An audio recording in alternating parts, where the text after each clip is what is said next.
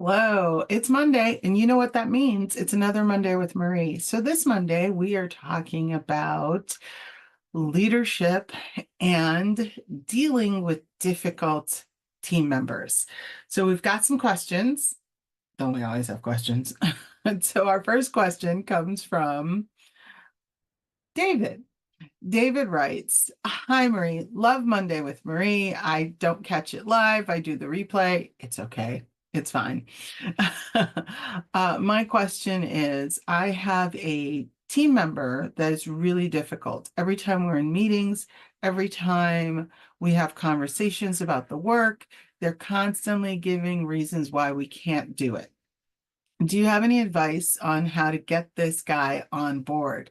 Well, David, this is a great question because we all have this experience. So, a couple of things.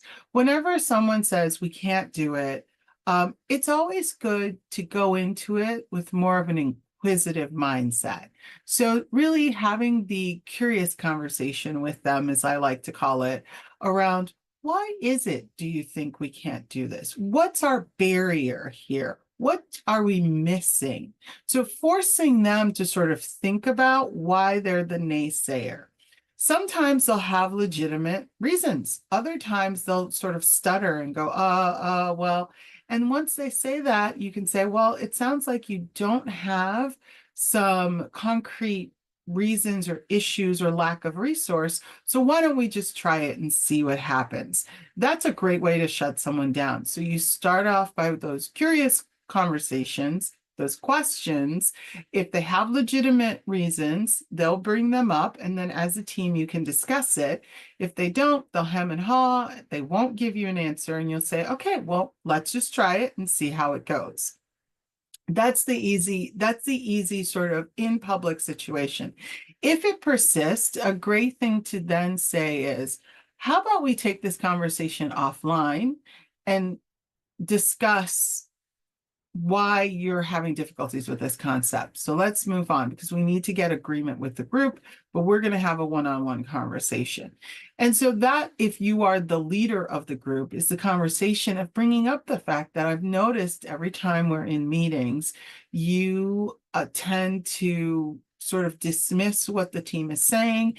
You're dismissing what we're doing. So having the opportunity to say to this person, I've noticed that you've been a naysayer, and being direct and respectful and saying what's going on. And so that way you're allowing them to sort of talk about it. And if they sort of are like, oh, no, everything is fine, everything's great, then you can then say, great.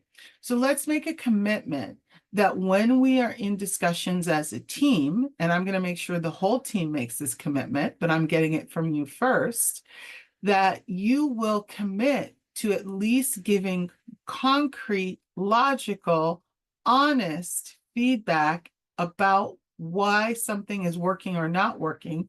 But then once we've had that discussion, as a group, we're going to commit to moving forward, and we're no longer going to be naysayers about it because it's not moving the work forward. And so you get their commitment to that. You next time you have your meeting, you get the entire team to recommit to this concept moving forward, and you call it out. So let's pretend the guy's name's Bob. And you said, so I met with Bob privately, and he has committed to the following things. And so I would like everyone else to make that commitment. And I'd like everyone to say, yes, I commit. So we're going to go one at a time. And then you have Bob at the end making that public commitment.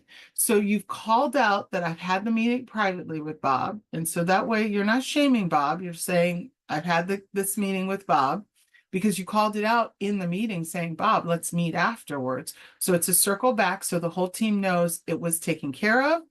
Bob has committed. You've had a conversation with Bob. And that the next time Bob does this, you have now said to the group, because that's part of the commitment, that we'll call each other on this behavior. So now anyone in the group can call Bob out on this behavior. Now, let's say you, David, are not the leader of the group. As a team member, it's appropriate for you to say, hey, Bob, again, curious conversations started off that way. If Bob persists, then say, Bob, I don't think you're moving us forward. So what's your end goal? for us as a group, as a team? How do we move forward? If you don't have a leader that is going to be strong enough to be able to have that conversation, you as a team member can have that conversation. I hope that helps you, David. I think that's a combination of leadership and dealing with a difficult team member. But remember also, too, sometimes people are being contrarian because of fear. It's difficult for them to articulate what they're afraid of. They could be afraid of change. They could be afraid of moving forward. They could be afraid of just losing their position on the team. And so we want to be mindful of that. So we want to come into these conversations with some positive intent and a realization that people might be uncomfortable about the future, and we have to bring them along with us, not tear them down. Well, I will see you next Monday for another question. Have a great Monday. Bye for now.